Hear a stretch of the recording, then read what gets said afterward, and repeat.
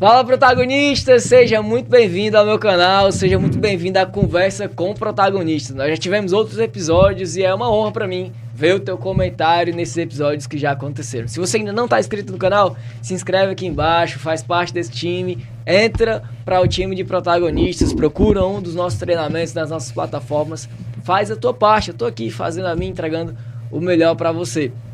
Eu tô aqui no oferecimento da equipe da Autêntica. A Autêntica é uma empresa de marketing digital que vem dando todo o suporte e todo o material que você vê produzido, tudo aquilo que você encontra nas minhas mídias, tem muito forte a presença da Autêntica, que está fazendo esse trabalho incrível. E hoje, inclusive, aqui trazendo como foi que essa empresa surgiu, eu tô trazendo uma das sócias da Autêntica para conversar conosco. Ela também é mãe, ela também tem outras atividades, e assim que ela se apresentar você vai conhecer melhor, porque eu tô conversando hoje com a Raíssa. Raíssa, muito obrigado, prazer, muito obrigado aqui, pela disponibilidade do seu tempo, não só agora no podcast, mas também o tempo inteiro, o tempo, toda a vida que vocês me recebem, toda a vida que vocês gravam, toda a vida que vocês editam, toda a vida que vocês publicam, toda a vida que vocês dão feedback, toda a vida que vocês me cobram. Então, muito obrigado por dedicar o tempo de vocês, você, os meninos também. O pessoal tá aqui gravando, dá salve aí. Oi! Opa, tem uma equipe aqui gravando, uma equipe de protagonistas gravando, editando, colocando material no ar, ficando até de madrugada acordado. Eles podem fazer isso pela sua empresa também. É só você entrar em contato com esse link que está aqui na descrição para que a sua empresa também comece a se destacar no digital. Se você não está no digital, você está fora do mercado. Raíssa, quem é você e o que você faz? Bom, gente, é um prazer, Maxiel, estar aqui, né? Obrigado pelo convite, né? Sempre tem o desafio, o nervosismo, mas é normal. Se não tiver, Sim, não tem graça, né? Não tem graça. Eu me chamo Raíssa Irlane, sou serva do Senhor, sou esposa, mãe de 2 filhos, do Cauã e do Levi. Sou dona de casa e agora empresária, né? E essa grande mudança, né, Autêntica, veio depois do Arena, que eu participei, e graças a você, né, graças a esse nosso encontro, né, com o Arena, que mudou, assim, a minha vida completamente, assim, fui muito impactada e me tirou daquela minha zona de conforto do dia a dia e de me conformar em ser só a esposa, só a dona de casa, só a mãe, mas de procurar, né, realizar meus sonhos e viver meu propósito. O que não é pouco, né? Ser esposa, dona de casa, Muita mãe, coisa. é o trabalho infinito que nunca para, que nunca acaba e que pode te levar para uma vida automática distante de quem você é, né? Sim. Porque antes de ser esposa, antes de ser mãe, antes de ser dona de casa, você é a Raíssa. O que te assombrava? Antes do Arena, Ou o que te assombra ainda? eu até falo que é algo que a gente aprende a lidar, mas não vai deixar no dia a dia, de ser um desafio, né? Todo dia a gente mata um leão, né? A gente tem que vencer todos os dias. Mas o mais difícil na minha juventude, né? Voltando um pouco mais atrás, eu tinha as 3 piores coisas da minha vida, que era a dúvida, tudo que eu ia fazer tinha medo se ia dar certo, se não ia dar certo, e indecisão. Até para escolher meu esposo bem sabe, né? Assim que a gente casou, era até motivo de briguinha, né? Assim, de desentendimento. Não saber olhar para um cardápio e escolher. Ainda tenho, às vezes, dificuldade para isso. Mas de pequenas coisas, né? De escolhas. Querer que... Vivia muito para agradar os outros. Querer que os outros escolhessem. Saber a opinião do outro. E aí a opinião do outro era a minha decisão. E aí isso era terrível. Isso foi tipo, resultado da questão da minha faculdade, né? Eu cheguei a fazer faculdade, morava no interior com meus pais e fui para Natal. Eu sou do Rio Grande do Norte, fui para Natal morar sozinha. Então passa toda uma experiência de estar longe de todo mundo, de ter que se virar. E aí eu fui fazer enfermagem e era o que meus pais, minha mãe queria que eu fizesse, não é o que eu queria. E aí fiz 6 semestres de enfermagem. Mas nesse trâmite eu passei por 3 faculdades só lá e depois mudei para uma faculdade aqui no Ceará quando a gente veio morar. Só que uma das maiores coisas os maiores desafios em tudo isso, nessas mudanças de faculdade, é porque eu ainda sou, mas era muito, muito mais tímida. Então, desde a minha infância, escola, dificuldade para apresentar trabalho, dificuldade para se relacionar, para fazer amizades, de responder alguma coisa em voz alta. Então, ficava nervosa ali. Tudo isso me impedia de se desenvolver, de mostrar quem eu era, de, né, fazer minha parte, né? Me mostrar. Mas aí veio a faculdade, aí mudando. Cada faculdade você tem que chegar e tem que se relacionar com alguém. Sim. Aí tem os grupos, né, que tem que fazer. E aí eu ficava ali, preferia fazer o trabalho só do que ter que procurar pessoas e me socializar para fazer grupo. E aí eu pagava o preço ali, que eu não... Você pagava o preço pela timidez. Isso. Esse preferia preço era muito caro. O preço que eu falo, porque eu preferia me virar só do que... E eu ficava prejudicada. Entendeu? Tua maior assombração era a timidez? Na vida? Era a timidez. Isso. Você identifica de onde isso partiu ou sempre aconteceu? Não sei. Não consegue identificar qual foi o fato gerador, se é que teve um? Não. A timidez, ela pode ser algo natural. Algumas pessoas nascem mais tímidas. No livro da inteligência emocional, Daniel Goleman, ele fala sobre a timidez natural. Algumas crianças têm predisposição. Sim. E isso vai se evidenciando durante a vida. Só que ela é um ponto de partida, não um ponto de chegada. Você percebe que pelo enfrentamento se expõe, fala mais uma vez, conversa com mais alguém, essa timidez, pouco a pouco, você vai perdendo a sensibilidade para ela. O medo que você tem de ser aprovado pelo outro, por isso que você vive uma vida agradando, o medo que você tem de as coisas não darem certo, por isso que nunca toma decisão. É melhor que o outro decida, porque se eu decidir, então foi o outro que decidiu, então eu não tenho culpa disso. Se for ruim, o almoço não foi culpa minha, Se livrar da culpa, né? Se livrar da culpa, tudo isso é uma manifestação da timidez e ela vai de pouco em pouco tirando tuas oportunidades, né? Quais foram, assim, as maiores oportunidades que tu considera que perdeu na vida por causa da timidez?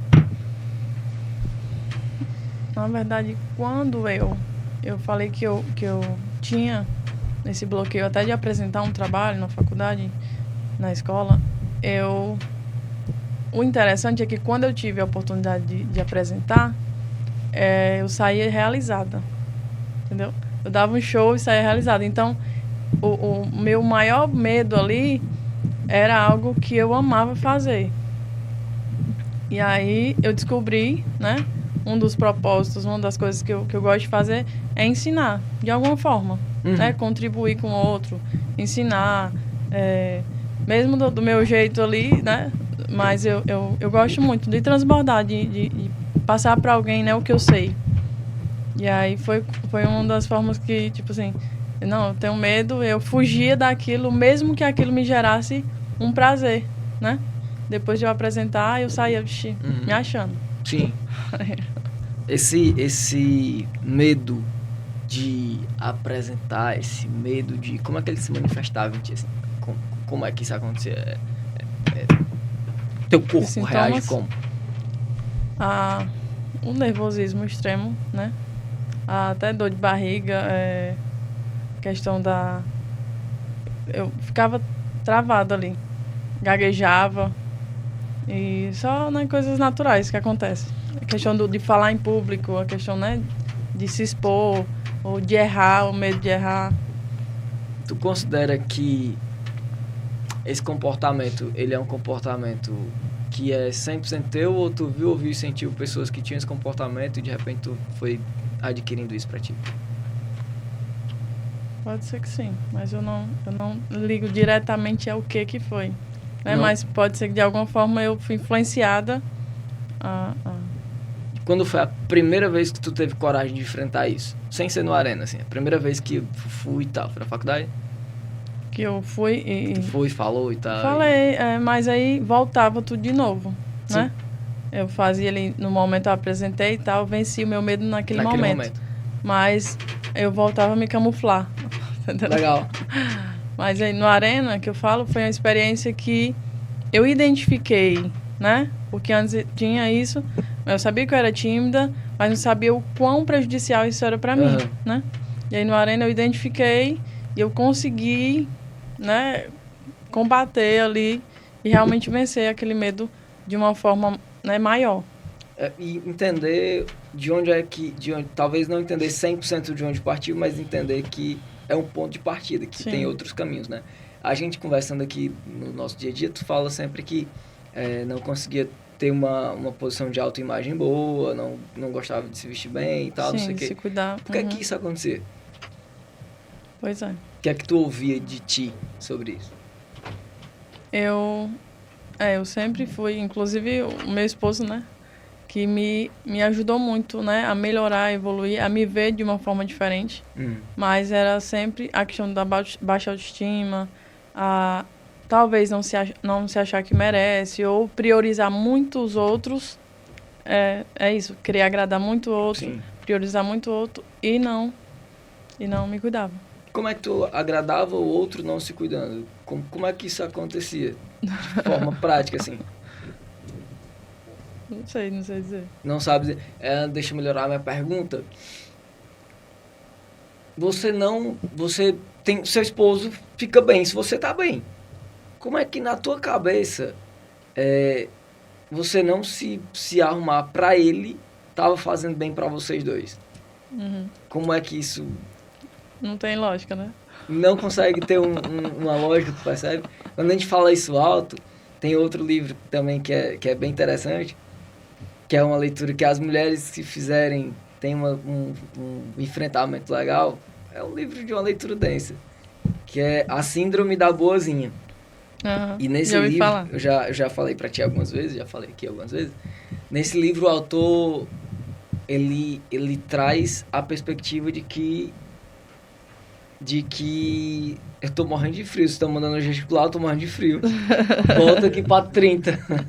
Pessoal daqui do podcast da NC Max, gesticula, eu tô morrendo de frio aqui. E tô tentando raciocinar no frio. E aí, tá, vamos comentar aqui. E aí, esse livro, A Síndrome da Boazinha, uma das coisas que ele fala é essa questão de não se arrumar com o medo de desagradar aos outros com a forma como você se arruma, com as roupas que você veste. Alguma vez foi criticada pela forma como você se vestia? Não, eu acho que não estava ligado a isso. Eu acho que era mais... não sei, não se valorizar, não cuidar da minha imagem, não era uma prioridade. Tu acha que estava muito mais ligado ao que você não se sentia merecedora? Talvez. Eu acho que caminha mais pra isso aí. Porque aí, se a gente for pensar em crenças, elas vão se manifestar em 3 áreas da vida. Não se sentir merecedor, ou melhor, merecimento, pertencimento e senso de identidade. Ou seja, eu não mereço isso, eu não pertenço a esse lugar ou a essa situação, e eu não tenho essa identidade. Se tu fosse colocar as tuas maiores assombrações, assim, elas estavam ligadas a quem estão ligadas, porque a crença, ela não morre, ela dorme. E aí tem momentos que ela grita. E ela te faz parar. Esse que é a grande ideia. Ela não deixa de existir. Ela continua existindo, mas de uma forma que você, sabendo lidar com esse entendimento do que é crença, aí você passa a tomar decisões diferentes. Por exemplo, estava me contando que conseguiu dizer não esses dias. Né? Teve uma situação que você me contou que você conseguiu dizer não. Isso está muito ligado ao pertencimento. Eu não posso dizer não para alguma pessoa, porque de repente eu paro de pertencer àquele grupo. A pessoa não vai mais gostar de mim. Né? Então, quando você olha para a escala de merecimento, eu não me sentia merecedora de Quando você olha para a escala do não pertencimento, acho que é óbvio que eu não deveria pertencer a tal situação. E quando você olha para a esfera da identidade, eu não me sentia digna de... o que é que mais te doía dentro dessas 3 áreas? Eu acho que era a questão do merecimento, né? Não se achar né, que merecia ou que deveria... como é que eu posso dizer? Entre esse merecimento e esse não se achar... Esse outro que você falou que eu Não se achar digno ou o de não se achar merecedor ou pertencente? Não se achar pertencente. Às vezes tá num ambiente, não me achar, não me identifico, não sou daqui, não sou... Não, às vezes me excluir, Você mesmo não sabe. Isso. E isso te atrapalhou muito na tua vida? Muito. Como? Deixando de se relacionar, né? De ter amizades. E aí eu gerava ali uma bolha, que aí as pessoas que se aproximavam não me envolvia emocionalmente, até relacionamentos, né, de namoro. Eu me bloqueava, tipo assim, eu colocava um limite, vai até aqui. E aí eu não me envolvia, não deixava a pessoa me conhecer, não vivia o relacionamento de uma forma, né, aberta, de um diálogo, tinha alguma coisa que eu sempre escondia. Entendi. Entendeu? Entendi. Eu vi você e o Lailton lá no congresso de jovens. Era um congresso de jovens que vocês estavam fazendo, aquele dia que eu fui lá pregar? E no aí, retiro. No retiro de jovens. E aí estava fluindo muito lá. Você teve uma ideia massa de fazer cartas para os meninos e mobilizou todo mundo, liderando todo mundo. Tu percebe essa capacidade em ti? Hoje eu consigo perceber um pouco mais porque tem a ver com o meu propósito também. E eu já identifiquei. Mas eu não consigo ficar valorizando, me enxergando. Eu tenho dificuldade até de receber elogios, que é algo que eu já ouvi você falando. Então, quando eu recebo um elogio, eu tenho que falar algo negativo. A pessoa fala, essa comida tá boa. Eu disse, mas tá sem sal. Eu justifico com um erro, não, tem alguma coisa errada. Então, eu tenho essa dificuldade de receber elogio. Essa depreciação quando recebe elogio é uma manifestação de baixa autoestima. Pode ser uma manifestação de baixa autoestima. E ela tá muito ligada a tudo aquilo que você passou a vida inteira ouvindo. Então, de repente, quando você estava aprendendo a cozinhar, alguém falou que a sua comida não era legal. Eu não gosto de cozinhar. Ou então você ouviu alguém a vida inteira, não gosto de cozinhar, não gosto de cozinhar, não gosto de cozinhar, tenho que cozinhar porque é obrigação, obrigação, obrigação. E aí você olha e diz assim, e você começa a falar isso. Porque uma das coisas que acontece com esse sistema de crença, com esse sistema de pensamentos que nós temos sobre nós mesmos. O que é crença? É o que eu, de forma inconsciente, penso sobre mim. E esse pensamento inconsciente sobre o que eu mereço, sobre a que lugar eu pertenço, sobre quem eu sou, ele vai direcionar as minhas decisões e a forma como eu reajo à vida. Então eu começo a pensar de certa forma, sem perceber, e esse pensamento de certa forma, sem perceber, vira um sentimento de certa forma, sem eu perceber. Esse sentimento vira uma reação automática, e essa reação automática traz o meu comportamento. Por exemplo, alguém passou a vida inteira dizendo... você é desastrado, você é desastrado, você é desastrado, você é desastrado. Se ela for pegar esse copo, com certeza ela vai derrubar esse copo. Por quê? Porque ela passou a vida inteira vendo, ouvindo, sentindo que ela era desastrada. A palavra entra, é um dos inputs da informação, que forma o pensamento. Tudo aquilo que eu vejo, ouço e sinto, forma aquilo que eu penso. O que eu penso forma o que eu sinto. O que eu sinto forma a forma como eu reajo. A forma como eu reajo no meu comportamento vira os meus resultados. Esses resultados se retroalimentam e formam o que a gente entende como crença. Basicamente é isso.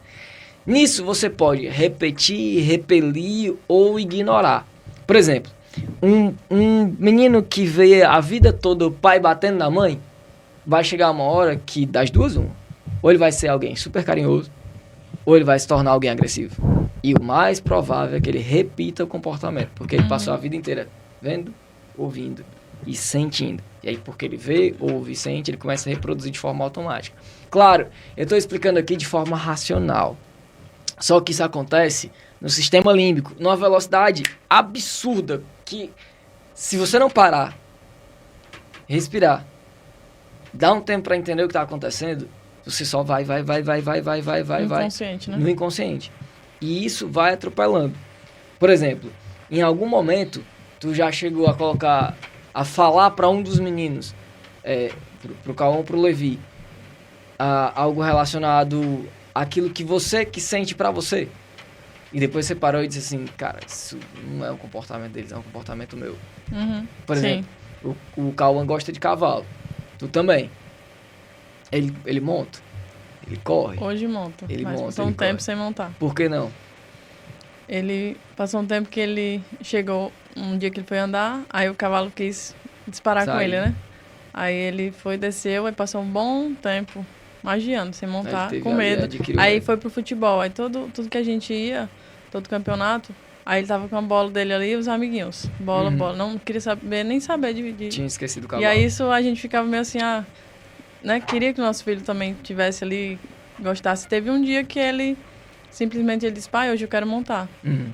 E aí ele foi com o pai dele, montou, parecia que ele já tinha tido aula de cavalgar e pronto. Desarnou assim e deu um show, sabe? Fazer uma pergunta difícil que tu pode optar por não responder, tá? Alguma vez tu viu o comportamento da tua mãe ou do teu pai em ti? Já, vários. E inclusive algum comportamento que tu não aprova? Sim. Fale mais sobre isso. Falar sobre o comportamento? É sobre isso, sobre como isso chegou a ti ou sobre algo como... que assim, parece que faz parte da gente, né? Que a gente quer tirar e é aquela... Você sempre se vê naquilo. Uma das coisas é a questão de, por exemplo, do controle, não falo no financeiro, né? Ou meu pai, puxei meu pai nisso. Tem o lado saudável, mas é um controle que chega a ser exagerado. Às vezes mesquinhez, às vezes abrir mão. Eu tenho dinheiro para ir no restaurante e vou comer sushi hoje. Mas eu vou comer um miojo aqui hoje para poder poupar. Entendeu? Entendi. Abrir mão de aquele momento, de usufruir, mas não é por nada. É só por esse ensinamento enraizado que eu aprendi. Que tinha que segurar dinheiro. Que tinha que segurar, que tinha que... Sem um objetivo. Aí se tu não estiver ali olhando pra frente... Se eu não me policiar, eu volto a... E o Lailton é meu policiamento, o Lailton. Isso é muito legal. Isso é muito legal porque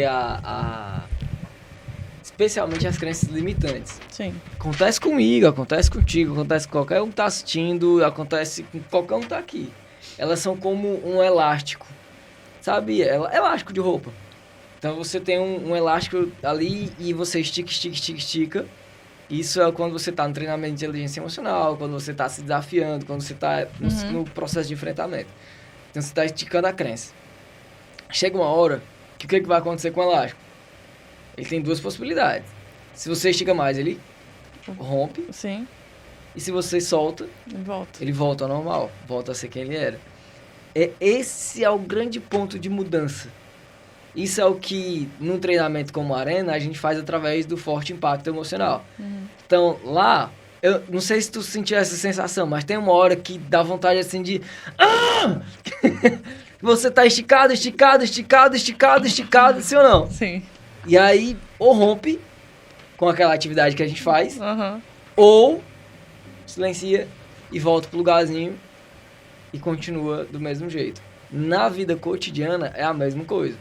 Você vai ter situações em que você vai precisar esticar, e vai ter uma hora que você vai decidir, eu estico mais, ou eu solto e volto a comer miojo quando eu posso comer sushi. Entende? Sim. Então, isso é uma decisão constante. Você hoje, calma, tem 7, né? 8. Então, já há 8 anos você é mãe. E há 8 anos você não percebia isso.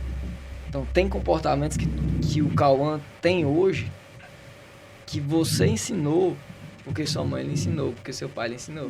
De forma indireta. Sim. E aí agora, com o Levi e com o próprio Cauã, você tem a chance de ressignificar como é que vai passar esses ensinamentos. Alguns Você precisa guardar dinheiro. Ok, todo mundo precisa. Mas não precisa ficar, com fome pra não... E outras coisas também.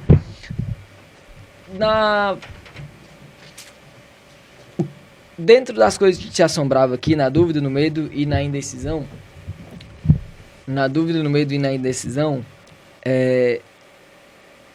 Tô parando pra foto aqui.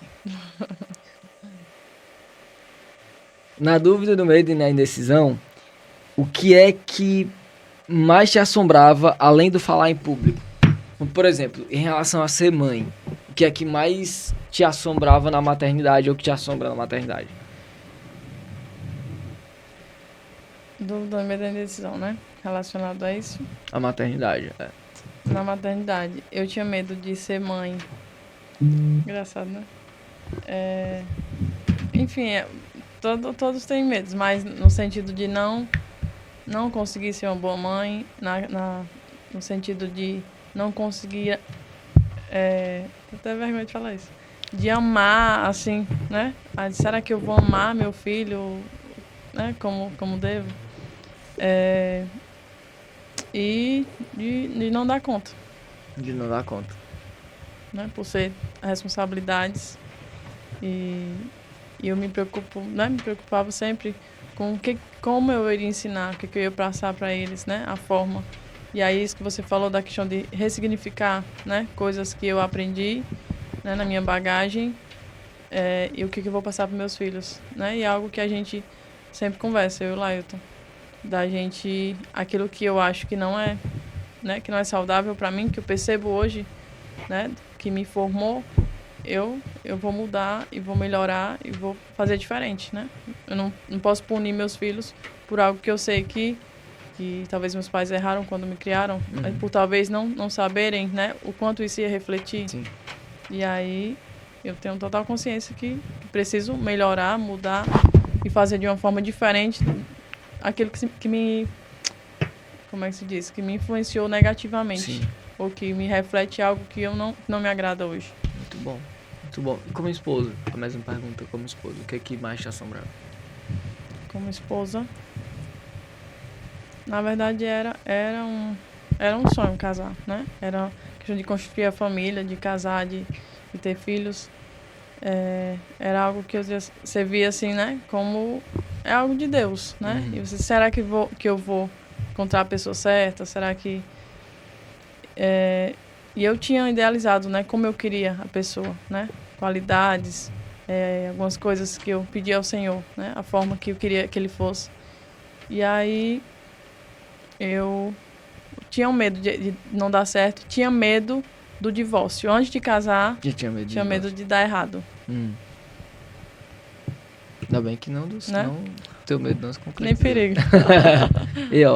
E Lailton, pra todo mundo aqui, ela fez uma declaração de amor, viu, no YouTube, viu, chapa aí, Aqui a morte separa. Então...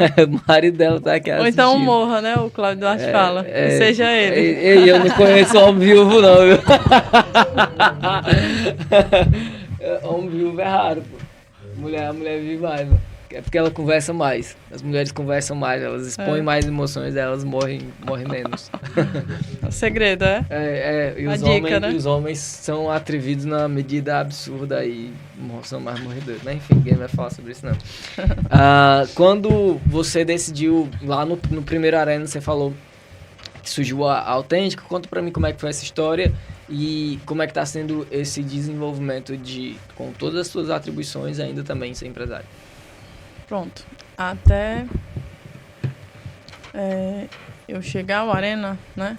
Tudo isso que a gente falou até agora foi o que quando me falaram do Arena, inclusive a gente teve a experiência de se conhecer antes, e aí eu sempre tive esse desejo por desenvolvimento, por se melhorar, por treinamento. E quando eu cheguei lá, não tinha noção de como seria, né?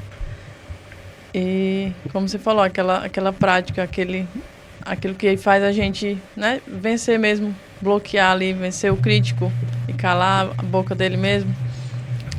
Quando eu saí de ali, eu saí diferente. Que aí foi a questão do elástico, né? Elástico. É libertador, assim. Eu voltei antes disso, com tudo que eu já falei de timidez, do que se destacava mais em mim, quando eu voltei, a gente tinha um podcast há 1 ano, né? E aí eu era dos bastidores, né? Meu esposo apresentava o podcast e eu fazia o almoço para os convidados, né? Servia água, tava aqui para servir, né? Por trás dos bastidores. E quando eu voltei do podcast, de cara, o que já a primeira decisão assim que eu tomei, que foi diferente, muito diferente para mim, foi apresentar o podcast com ele. Ser host do podcast. E aí 1 semana depois, ele disse assim, o rapaz que apresentava com ele faltou. Aí ele disse, você vai apresentar hoje? Aí eu, hã? Aí pronto, tremi as pernas, fiquei morrendo de medo, mas fiquei mais tranquila porque era um assunto que eu dominava, que era sobre a maternidade, né? Sim. Aí eu disse, não, seja qualquer coisa vocês editam aí, vocês cortam. Mas nem dava, que foi ao vivo. Sim. Foi ao vivo. Bom demais. Foi pior. Mas, como eu falei, aí veio aquele gatilho lá, depois que terminou o podcast, mesmo com a pouca experiência de falar, de ter cuidado com os né? De falar em público, a gente se sente realizado porque de algo que você se retrai muito tempo, muitos anos, né? Deixa aquele te dominar e você vencer e ter a ver com o seu propósito, que é falar, que é abençoar outras pessoas através da sua vida, do seu testemunho. E aí isso pra mim foi maravilhoso, essa experiência. O que essa Raíssa diz pra aquela Raíssa que tem medo? Que não vale a pena passar todos os anos vivendo naquela caixinha ali com medo do que o mundo tem para oferecer. Por quê? Porque a gente deixa de viver muita coisa, deixa de fazer muita coisa, né? E deixa de realmente viver. Muita coisa a gente se retrai, deixa de fazer coisas que você gosta, deixa de conhecer pessoas, deixa de viver coisas novas, né? Se aventurar por dar mais atenção àquele medo, aquele bloqueio, aquela timidez. E aí não vale a pena. O que as pessoas ao redor da Raíssa passaram a considerar antes e depois dessa coragem de enfrentar quem você achava que deveria ser? Eu não precisei falar nada, né? Depois que eu voltei, todo mundo percebeu e assim, foi o que aconteceu com você, né? O que foi que você fez? O que foi que fizeram com você? Que você voltou, você tá diferente, você tá... Aí começaram a chamar de blogueira, aí pronto, né? Aí depois disso, pouco tempo, né? A gente já teve a oportunidade de começar na Autêntica. E foi um grande desafio. Até então, no começo da Autêntica, eu teria uma pessoa mais experiente, né, no ramo do marketing. E marketing, você tem que aparecer, né? Você tem que ter na sua imagem ali, você tem que se lidar com clientes, você tem que ter uma boa comunicação. E aí são vários desafios que têm a ver com o meu antes, né? Mas é algo que a gente encarou. Não, eu quero. É algo que tem a ver com, né, com o meu objetivo, com o meu propósito. Eu quero fazer isso. E há muito... Depois do Levi, eu dizia pro meu esposo, eu quero colocar uma empresa para mim, quero ter o meu negócio próprio. E foi depois disso que, assim, parece que foi uma luz, sabe? Quando a gente saiu do Arena 1.0, a gente já saiu dali com aquilo na cabeça. Vou fazer isso, autêntica, com esse objetivo. E foi o negócio que Deus, né? Primeiro, Deus colocou em nossos corações. E depois, com o que a gente vivenciou ali, nos proporcionou ter realmente essa coragem de fazer. Vocês são muito lúcidos, né? Vocês são um casal que a gente vê de perto e que vocês são muito lúcidos naquilo que vocês querem. Qual que é a tua principal virtude? Minha principal virtude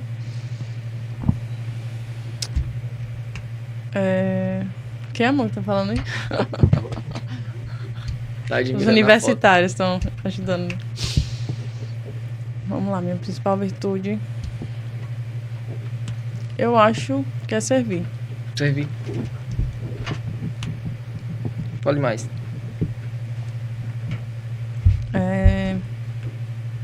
Eu gosto muito, assim, de me doar, de quando vou fazer algo, me entregar de verdade, sabe? Sem esperar algo em troca, né? E é tanto que, você falando da questão com meu esposo, desde que a gente casou, tudo a gente faz, a gente vai fazer, a gente compartilha, a gente faz junto, a gente trabalha junto, vou encarar uma coisa, tá sempre ali junto, né? E na Autêntica, eu tive esse desafio, porque ele disse assim, ó, vai ser a sua empresa, você que vai, porque eu sempre, querendo ou não, ficava ali, me escorava nele, né? Aí se não der errado, é nós dois, se der errado, é nós dois. Vem aquele mesmo lá atrás, né? Do medo. Sim. De encarar e não dar certo. E aí, com isso, ele foi e falou assim, ó, vai encarar, é você, é a sua empresa. Se der certo, foi você, se der errado, foi você. E aí, foi um grande avanço, assim, na minha vida, sabe? E se der certo? E se der certo, vai ser um exemplo, vai ser inspiração para muitas pessoas. Tudo isso que tem acontecido, né? Vai ser um grande testemunho. Porque já é, né? Já é. Já deu certo, você Verdade. já tem cliente, você já tá rodando, você já tem funcionário, você já tem... Exatamente. Você já tem tudo que precisa, que você talvez buscaria ter. E tive uma sessão ontem com o cliente, e uma das conclusões que eu cheguei para ele foi: a gente tá num novo processo, e o primeiro processo dele era a busca por um objetivo, ele conseguiu. E ontem a gente começou um novo processo, uma busca por outro objetivo. Sim. E uma das coisas que eu concluí com ele é que aquilo que se assustava, ele não assusta mais. Legal. Aquilo que era um fantasma para ele não é mais. Aquilo que assombrava a vida dele não assombra mais. E eu digo a mesma coisa para você. Você tem várias outras questões. Eu também tenho. Todo mundo tem várias outras questões. A gente vai, é como uma cebola. A gente vai tirando uma casca e descobrindo que tem outra. E tira outra casca e descobre que tem outra. Então, a gente vai o tempo todo descortinando isso, descobrindo isso. Mas a timidez não é mais uma vulnerabilidade sua. Não é mais um ponto a melhorar seu. A vergonha também não é mais. O medo de ser elogiado também não é mais. Por mais esquisito que possa parecer, você é uma pessoa curada disso. Você chega aqui, você fala, eu chego aqui, posso trazer quem for, você recebe bem, sorrindo, com carinho. Você estava lá no evento da igreja que eu pude presenciar, cuidando de todo mundo, fazendo acontecer. Então, assim, se serve de validação, os seus fantasmas não são mais esses. Eles já ficaram para trás. Assim, não vê que eu tô fazendo uma coisa nova? Né? As coisas velhas já se foram. Verdade. Então, acho que como mãe, como esposa, como empresária, você vai encontrar novos desafios. Você vai encontrar novas possibilidades. E a pergunta que talvez você precise se fazer o tempo todo é: e se der certo? E se der certo? E se der certo? Tirar os olhos do que não é bom. Dá um F48 aí. Filipenses 4:8. Pense em tudo aquilo que é bom, que é agradável ao Senhor, que o Senhor vê com bons olhos. Então, você é essa pessoa que tem virtudes, que cuida de um lar, que cuida de uma empresa, que cuida de uma família, que gerencia tudo isso e que faz tudo isso acontecer. Esses fantasmas da dúvida, do medo, da indecisão, eles não combinam mais com a sua identidade.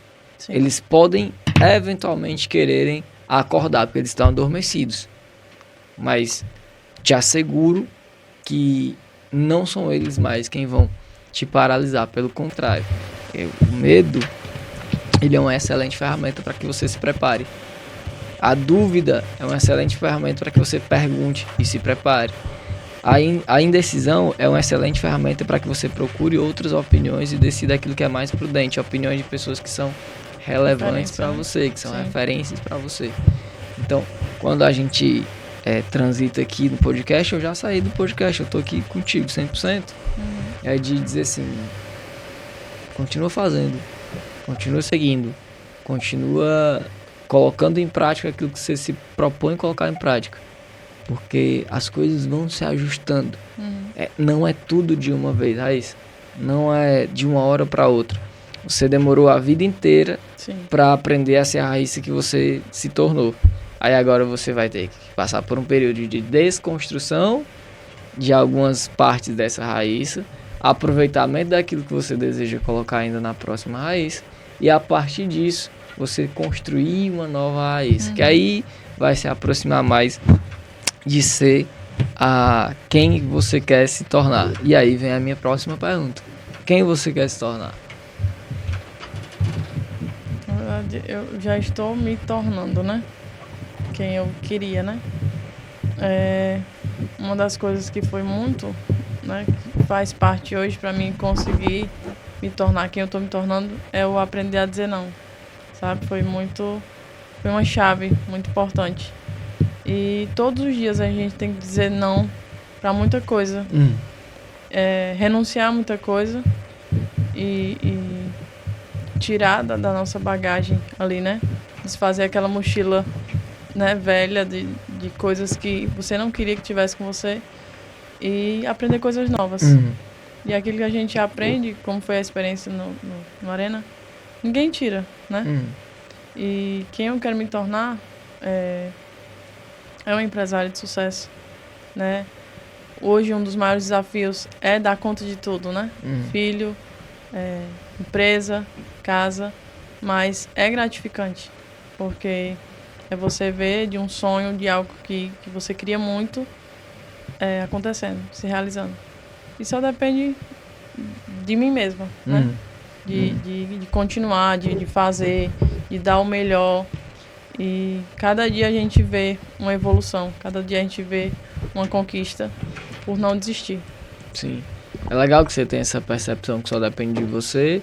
Claro, a vontade, ela é uma matriz, né? A vontade, ela é um começo. A vontade, ela é algo que desperta. Não é só querer. Isso não existe de só querer. Você tem que querer, tem que se preparar, tem que ter gente perto, tem que investir, tem que trazer uma série de questões para perto. Mas eu te vejo com muito mais clareza e convicção de quem você é e quem você quer se tornar. Isso é muito, muito gratificante também. Sim. Nesse processo de encontrar pessoas, porque muitas mães se perdem justamente naquilo que elas mais sonharam, né? Abre mão, né? Elas sonharam em ser mães. Elas sonharam com o casamento, com o relacionamento. E aí chega um momento em que elas não veem mais sentido nisso. Porque elas deixaram de ser a menina que sonhava e teve que ser a mulher que realizou. Então, Choque, né? É um choque. Porque no campo do sonho não tem problema. No campo do sonho não tem nada que dá errado. No campo do sonho não tem adversidade, no campo do sonho não tem calor, não tem frio, no campo do sonho não tem grito, no campo do sonho não tem o menino chorando, não tem o esposo precisando de atenção, no campo do sonho não tem prazo, não tem... No campo do sonho não tem isso. Não tem. No campo do sonho só tem o sonho. Justamente aquilo que é racional é desativado do campo do sonho. É por isso que no processo de desenvolvimento a gente manda muito escreva, fale mais, o tempo inteiro fazendo isso, porque do contrário você fica no campo do sonho, e aí o campo do sonho não traz adversidade, não traz nada disso, e logo você não precisa decidir em nada, você fica só lá, sonhando, como se a vontade e o sonho fosse ser autorrealizável. Não é assim, você tem que acordar e fazer acontecer, né? Teve algum momento em que a Raíssa pessoa se perdeu da Raíssa mãe, e se teve, em que momento ela se encontrou, se é que ela se encontrou? Raíssa pessoa, Raíssa mãe. Na verdade, eu acho que a maternidade em si, ela me completou, sabe? É um marco na vida da gente, né? Casar é muito bom, tudo tem, né? É maravilhoso. Mas quando vem um filho, eu acho que a nossa vida muda, nossa percepção, o amor, né, que Deus coloca no nosso coração. Então, eu acho que uma completou a outra. A Raíssa pessoa, a Raíssa mãe. E aí vem as duas pessoas agora, né, lidar com o mundo e ter essa qualidade como mãe. Claro que a gente é falho e muitas vezes eu sou muito intencional e muito em uma coisa e tenho que ter cuidado para não deixar as outras, entendeu? Desamparadas. É só isso que eu sempre tenho que me policiar.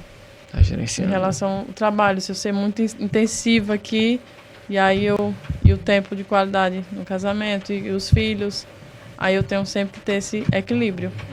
É só esse desafio. Em alguns momentos o equilíbrio não existe. Em alguns momentos tem que desequilibrar. Tem que dormir menos em alguns momentos. Outros momentos a gente tem que ficar mais tempo com a família. No início. Em outros momentos. No início eu também tinha esse conflito, mas em momentos que a gente agora a gente tem que dar o gás, tem que dar o melhor, né? Lá na frente tem muitas coisas que a gente abre mão e é por eles, e é pelos filhos. Eles são o maior motivo, né? E aí lá na frente eles vão agradecer, pai, mãe, obrigado por vocês. Né? E sendo eles os maiores motivos, eu ainda não os tenho, né? Eu ainda voltei. Cuida. Então, espera aí um pouquinho. Então eu vejo muito assim, tudo aquilo que estou fazendo hoje, tudo aquilo que eu estou construindo hoje, todo o sono que eu estou abrindo mão hoje vai fazer sentido daqui 5, 10 anos, né?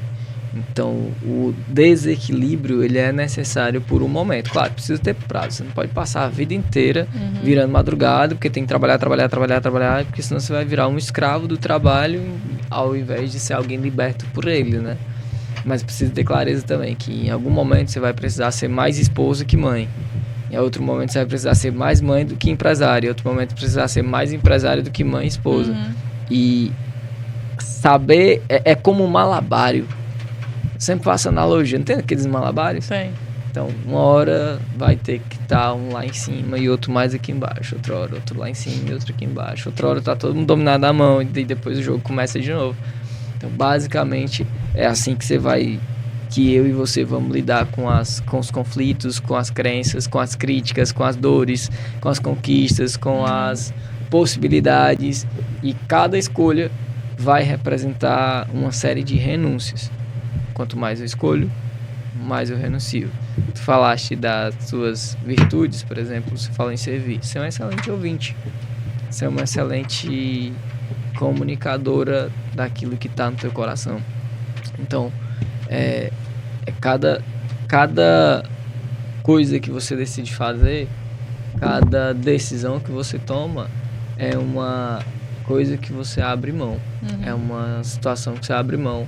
É uma possibilidade que você abre mão. Na verdade, são 379 que a gente abre mão. A gente pensar assim, a vida em 380 graus, 360 graus, melhor dizendo, 360.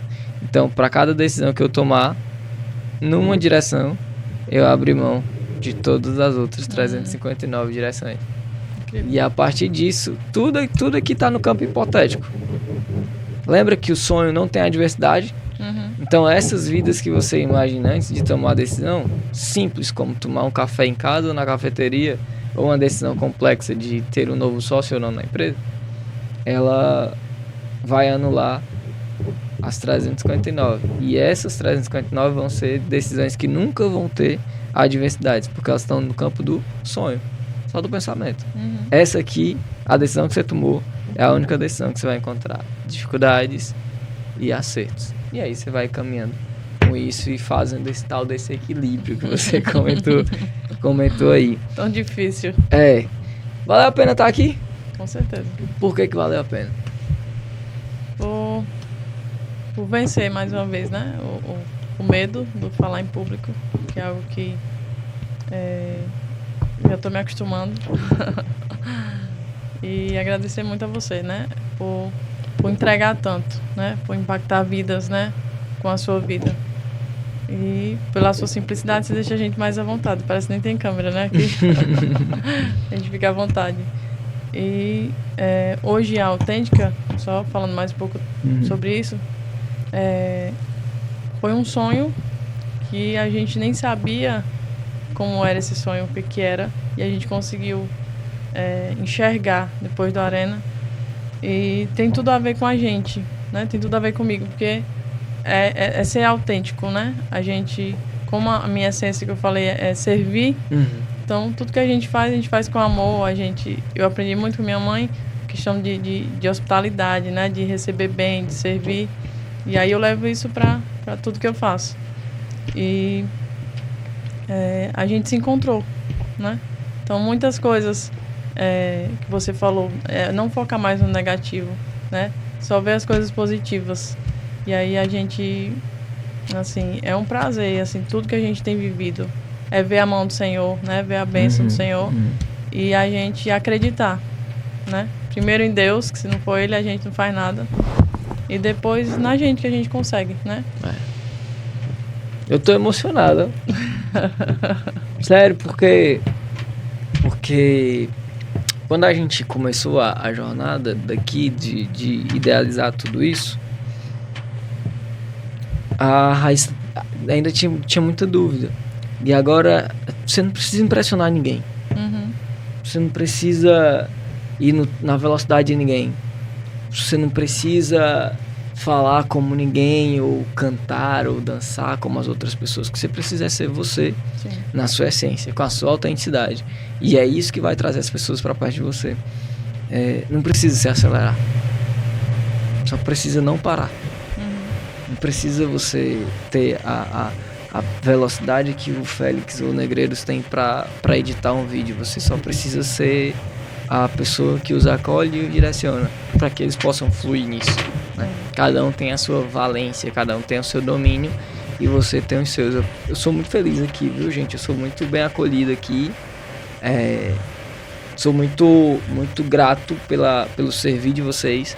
Essa característica de você de servir, de receber bem, é algo que me impacta muito.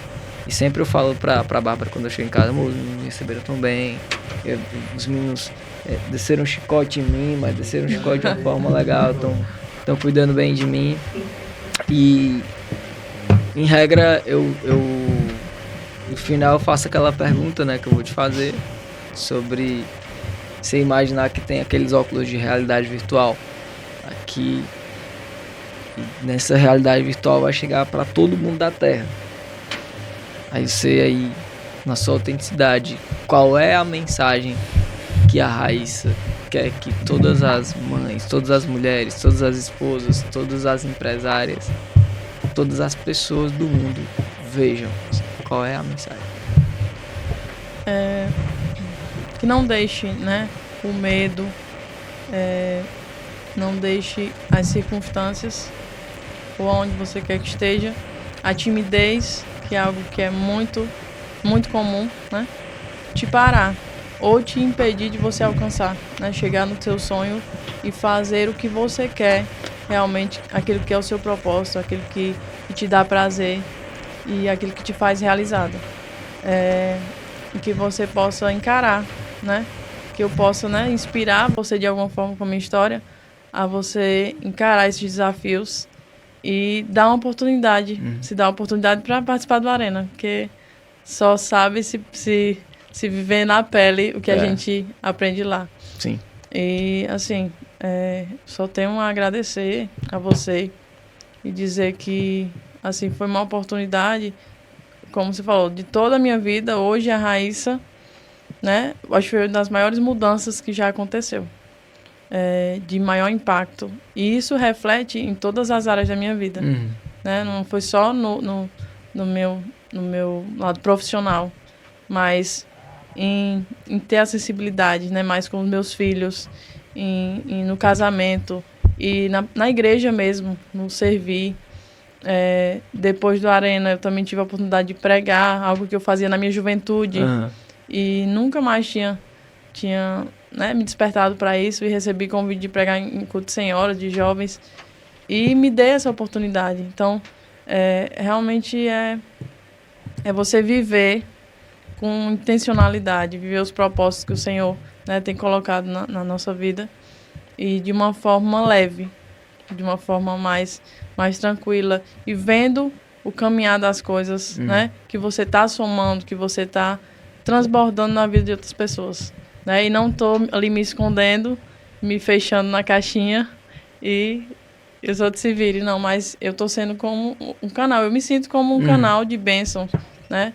Como alguém que o Senhor quer usar para muitas outras pessoas serem também transformadas, impactadas com essa mudança. Fantástico. Obrigado demais, viu? Eu que agradeço, aqui viu? Não é um obrigado do podcast, é um obrigado de coração do MAC, não do Maxel Castro, é do MAC. Pela abertura de portas, pelo cuidado que você e que o Lailton tem tido comigo e pela forma como vocês me tratam e tratam a minha família também. Eu me sinto muito amado por vocês, muito cuidado e acredito que a gente está diante de um começo de jornada que vai muito longe. E eu tô muito feliz em estar aqui e esse episódio pra mim é um dos episódios mais especiais, de verdade. Obrigado pela tua vulnerabilidade, pela tua entrega, pelo teu tempo. Obrigado, viu? Obrigado, gente. Vocês são demais. Eu tô emocionado. Ai, meu Deus. E eu quero que você comente, curta, compartilhe. Eu quero que você envie pra alguma mãe, esposa e empreendedora que precisa ser encorajada, que precisa ver uma história real. Aqui não estamos com empreendedores de Instagram ou pessoas que já deram certo ou que estão longe demais. Eu tô com uma pessoa real, da vida real, que tem uma história real, com dificuldades reais, com acertos reais, para que você possa ser inspirada e inspirar outras pessoas. Comenta aqui, curte, compartilha, se inscreve no canal. Te vejo no próximo podcast. Valeu!